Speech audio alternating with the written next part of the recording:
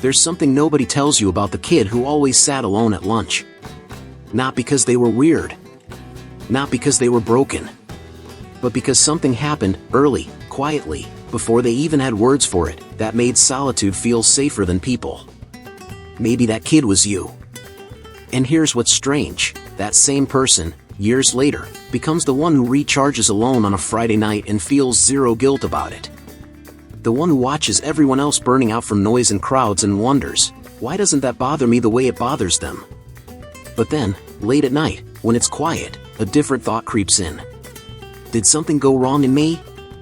Or did I just figure out something most people never will? That question. Right there. That's what this video is about. Because I've been sitting with this for a long time. And what I found is that the preference for solitude almost never starts in adulthood. It starts somewhere much earlier. In a house. In a dynamic. In a silence that was never really silence. And once you understand where it comes from, everything starts to make sense. Think about the house you grew up in. Not the walls. Not the furniture. The feeling of it. Was it loud in a way that made you want to disappear into your room? Was it unpredictable, where you never quite knew what version of the day was waiting for you when you walked through the door? Or maybe it was the opposite. Quiet, but in a cold way. Where emotions weren't really allowed. Here's what psychologists have understood for decades but rarely say out loud in plain language. Children who grow up in emotionally unpredictable or emotionally unavailable environments develop something called a heightened sensitivity to social stimulation. In other words, people start to feel like a lot. And the child doesn't decide this consciously. The nervous system decides it first. It learns, through repetition, that the safest place is the one where you are in control of the input. Where no one can shift the mood of the room without warning. Where you don't have to read anyone's face to know if you're safe. That place is alone. And here's the part that will stay with you, that adaptation wasn't weakness. It was intelligence. A quiet, invisible intelligence that protected you when nothing else could. The problem isn't that it happened. The problem is what we were never taught to do with it after we grew up. Every family has a cast of characters. The loud one. The funny one. The peacemaker. The golden child. The invisible one. And if you're someone who genuinely prefers solitude today, I want you to think carefully about which one you were. Because there's a pattern here that almost nobody talks about. A lot of people who grow up to prefer being alone were the observers. The ones who watched more than they spoke. Who learned to read the room before entering it. Who became, without anyone asking them to, the emotional thermometers of their household. That sounds almost poetic when you say it like that. But living it is exhausting. Because what that role actually means is that from a very young age, you are using an enormous amount of mental energy just to navigate other people. To anticipate. To adjust. To make yourself smaller or quieter or more agreeable depending on what the moment required. By the time you reached adulthood, solitude wasn't just a preference. It was recovery. And this is where it gets important, because most people around you never had to do that work. They grew up in environments where other people felt neutral. Safe. Easy. So they genuinely don't understand why you need to decompress after a dinner party. Why a weekend with too many plans leaves you feeling hollowed out. Why you sometimes cancel not because you don't care, but because you're already running on empty before you even leave the house. It's not antisocial behavior. It's the aftershock of a childhood spent being more attuned to others than anyone ever was to you. There's a concept in developmental psychology called attachment theory. And I'm not going to turn this into a lecture. But I need to introduce one idea, because without it, the rest of this doesn't fully land. When you're very young, we're talking the first few years of life, your brain is essentially asking one question on repeat. Can I count on the people around me? Not in a dramatic way. Just in small, daily moments. You cry, someone comes. You reach out, someone responds.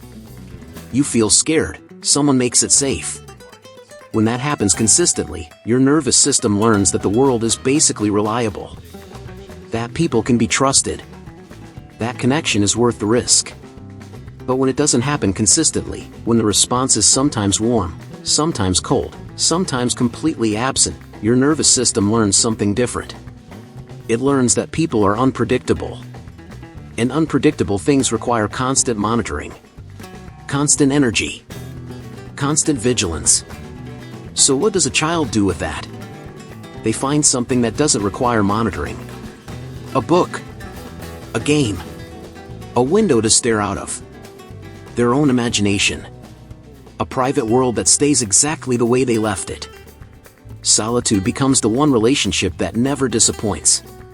And decades later, that same person sits alone on a Sunday morning with their coffee, the apartment quiet, and they feel something that's hard to describe to anyone who didn't grow up the same way.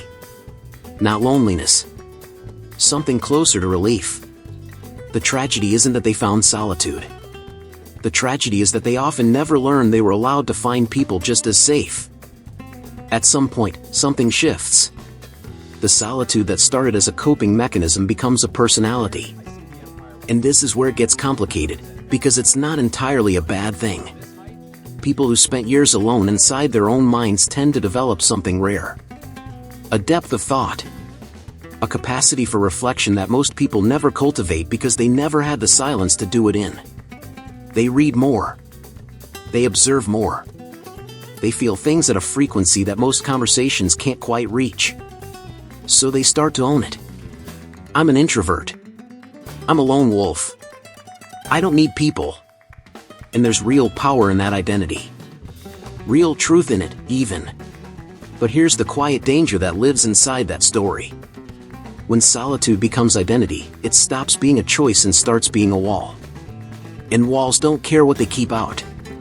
They keep out the noise, yes.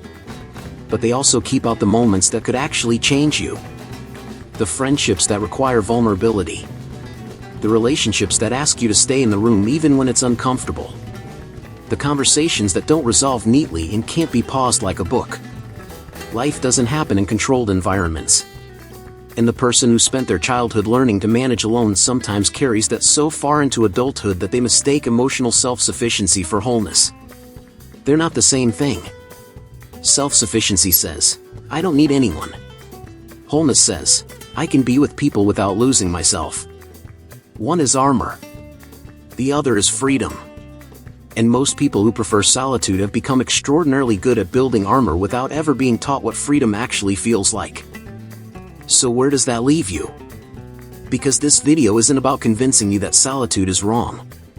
It isn't. Some of the most important work a human being can do happens in silence. The problem was never the solitude itself. The problem is when the solitude is the only tool you have. Think about it like this.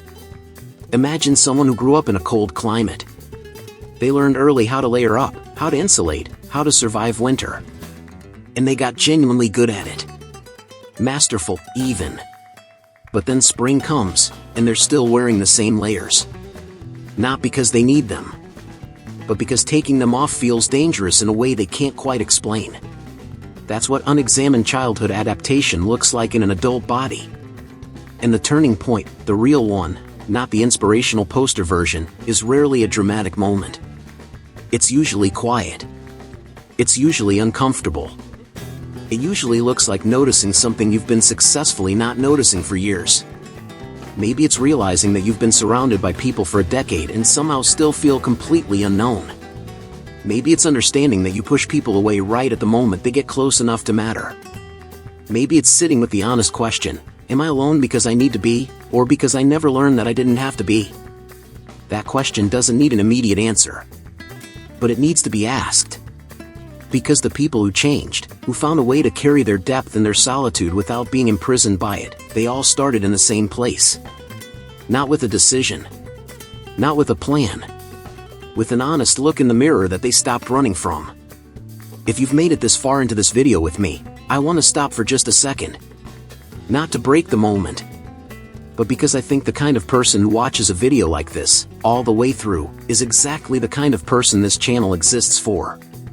So if you haven't subscribed yet, hit that button. Because what we do here isn't motivation. It isn't surface-level advice dressed up in good lighting. It's the kind of conversation that most people are having in their heads but never hear out loud. And if that's what you've been looking for, you're in the right place. Now, back to where we were. Because we were getting somewhere important. We were talking about the person who looked in the mirror and stopped running. And here's what I've seen, not in theory, but in the actual texture of real lives. When someone who has spent years perfecting solitude finally starts to ask the hard questions, something unexpected happens. They don't suddenly become social.